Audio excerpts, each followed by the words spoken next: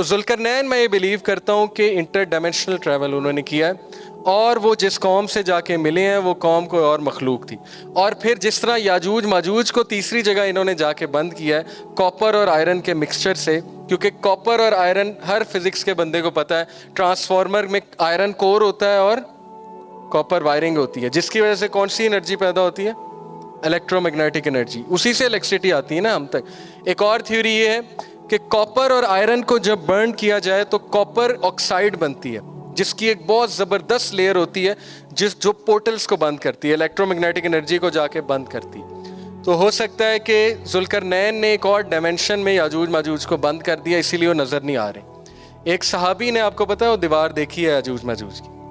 अल्लाह के नबी सल्लल्लाहु अलैहि वसल्लम के पास आए, कहते कि मैंने याजूज माजूज की दीवार देखी। तो अल्लाह के नबी ने कहा कैसी थी?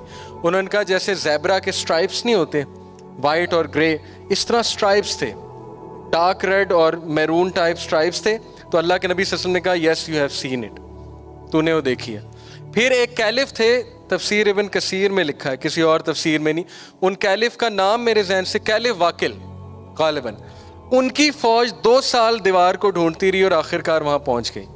और फिर उन्होंने भी आके इसी तरह एक्सप्लेन किया, उसके स्ट्राइप्स हैं, और अगली बात क्या ज़बरदस्त एक्सप्लेन की कि अभी तक वहाँ रॉ मटेरियल मौजूद है और पहरादार मौजूद है जो रॉ मटेरियल का पहरा दे रहे हैं। तो इससे क्या मुराद है? और टाइमलेसनेस का जोन है, या वो एक और जोन है जहाँ पे टाइम पास नहीं हो रहा है, क्योंकि वहाँ पे पहरादार वैसे के वैसे मौजूद है, वहाँ पे रॉ मटेरियल वैसे का वैसा मौजूद है, फ्रेश मौजूद है। ओके, ये सारी मेरी थ्योरीज हैं।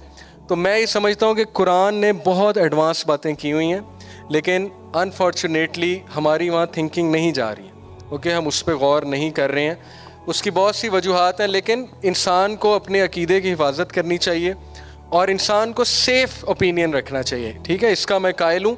ये जितनी मैंने आपको बातें बताई हैं आपकी क्यूरियोसिटी के लिए बताई हैं कि look at the Quran, Quran में कितनी डेप्थ है अगर हम गौर करें।